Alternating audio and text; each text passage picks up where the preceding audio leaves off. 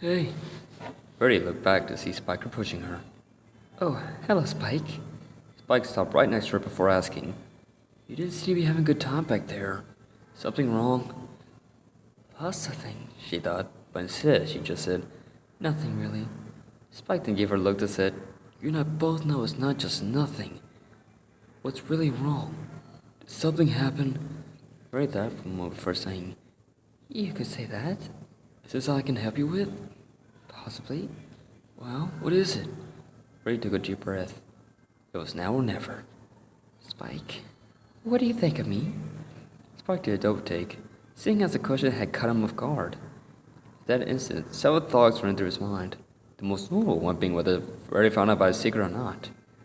Trying his best to handle the situation, he said, What do you mean by that? Exactly that. What do you think of me? Spike thought for a moment. He didn't want to confess how he felt about her yet, but it seemed as if that's exactly what she wanted. Then again, he couldn't be too sure at the moment, so he picked his words carefully. Well, you're a really good friend. Beautiful that. In fact, you're the most beautiful male I've ever seen. You're also really selfless. I've never really met anyone like you. I guess you're a really close friend. The closest one I've got, to be honest. With a hint of sadness in her voice, she said, So that's it then. Just a friend. The closest one to me, really. A single tear fell from Ray's right eye. Thankfully, not the size Spike was facing. She had to look away to prevent him from seeing her like this. Confused, Spike had to ask, Hey, why are you asking me this anyway? Not that I have a problem with it, just... Why? Reddy muttered something in a barely audible whisper. Spike, only catching some of it, asked, Come again? She repeated once more, a bit louder, but still barely audible to Spike. Could you speak up? I can't really hear you.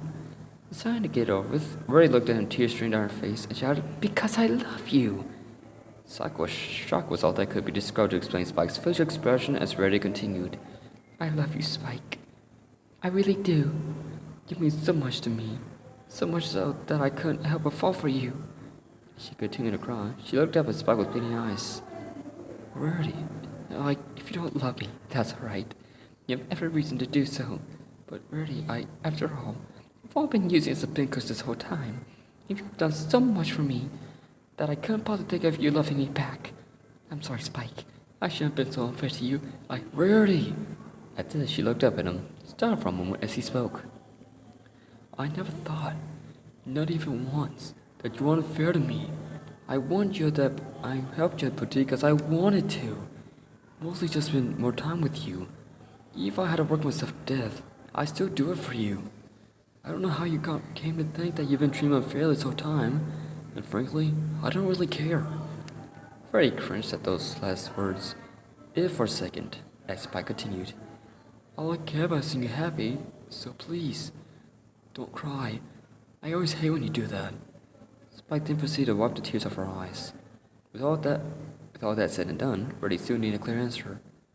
So, do you love me? Spike sighed as he looked down from the railing in front of him. He then looked up to the night sky for a few seconds before he finally answered. Since the day I met you, around 2.5 years ago. So yeah, I've always loved you. Reddy's eyes widened at what he had just said. He had loved her, far longer than she had hoped. Then why didn't you say anything? After a sigh, he said, Because I knew back then you would have just told me off. You have just said that it couldn't work out between the two of us, and I would have suffered complete heartbreak. Rory's eyes widened in realization. Not that she thought about it, she would have told him it couldn't work. She would have turned him down, and she would have made quite possibly the biggest mistake of her life. But right now, all that mattered was just one moment between the two, as Verity said. Well, what about now? Right now, I'm trying to figure out whether this is a dream or not. Verity couldn't help but giggle at what he just said. An idea came to mind at that point, and as it did, a warm, loving look came to her face as she gently said, Then I'll just have to prove to you that this isn't a dream. With that said, she immediately drew Spike in with the front hooves, and finally kissed him with such passion that it could have made any pony's heart melt. But as we already know, Spike is a dragon, not a pony. So instead of melting, his heart did a complete triple backflip at what was happening, and he began to kiss Lover's dreams back. So sometime the two put apart. As they both looked at each other in the eyes, Spike couldn't help but do one last thing. And so he fiercely bit his arm, hard enough to make a small amount of blood seep through as he recoiled in pain. Yow! Surprised at this, Freddy asked, "Why did you do that?" Clutched his arm in pain, he answered, "Just just check to make sure this isn't a dream." So with a soft smile, Freddy told him, "You can be almost as spitting as Pinkie Pie sometimes. You know that?" Regardless, I actually love that about you. Not as much as I love you. The two shared a lip before leaning for another kiss. And as the lips connected once more, with their eyes half closed, a flash instantly made the couple pull away and look at the inches of the balcony to see Pinkie Pie smiling with the camera in her hooves. The camera itself framed the photo as Pinkie snatched and waved it. Spike was the first to speak. "What? Pinkie Pie? How long have you been standing there?" Still oblivious to the bewildered look she got from two, she said, "Oh, not long. Since that first kiss, actually." The couple looked at each other, then back to Pinkie Pie. Without another word, she sped downstairs. After a while, Reddy said, "Speak of the devil, huh?" "Yeah. So, Rarity." "Yes?" "Where do we go from here?" Rarity thought for a moment before answering. "Perhaps you can escort me to the next Grand Gambling Gala. It's about time I actually attended again at that train wreck 2 years ago. And with you by my side, I can already tell it's going to be the most perfect night of our lives." The two closed in for another kiss, hoping they won't be interrupted again. But fate had other plans, as the rest of the friends spurred to the entrance, with Twilight carrying a full use of magic and Ramirez shouting, "Is it true?" over and over again until she caught sight of what was right in front of them. Freddy and Spike about to kiss, until they were interrupted, and suffice to say, the look on all their friends' faces was priceless. Seeing as how almost all of them had their jaw dropped seeing a new couple, Twilight, Applejack, and Pinkie Pie, in that order, said, "It happened. It really, finally happened. Well, I'll be. See, just like I told you guys." Spike, who was starting to become irritated in Rogers, finally said, "Are you just gonna stand there and watch, or are you gonna leave us alone?" The rest of the friends started to back away, with Twilight saying, "Okay, we'll just leave you two alone." But just before they left, Spike remembered something and said, "Hey, Twilight."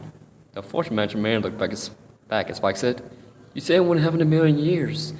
Well, he then pulled Rarity close to him by the neck, shouted, "In your face!"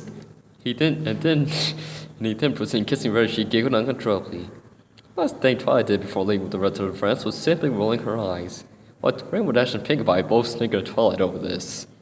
And so they left, shutting the door behind them and leaving the new couple to themselves. After parting, the two then looked up at the starry sky, with a hopeful look in their eyes, and Rarity, asking after a few minutes of silence, "I wonder what the future will bring for both of us." Holding close, Spike said, "Don't really know, but I promise you one thing, though. I'll make sure you're the happiest man who ever lived." She leaned her head against his shoulder and lowered her eyelids somewhat. She couldn't help but feel happy with every passing minute. Spike then wrapped his wings around her, to shield her from the cold breeze.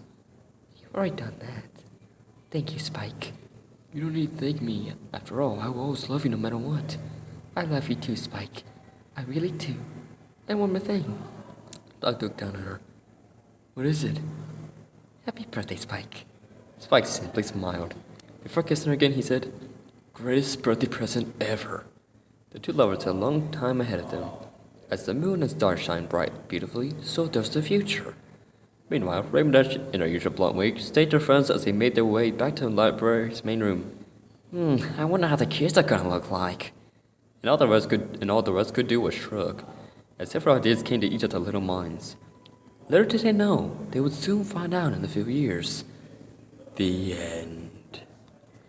Side note, to know more about this in Summer's Day, please read Supergiant Robot's fic, Quit Dragging Your Heels.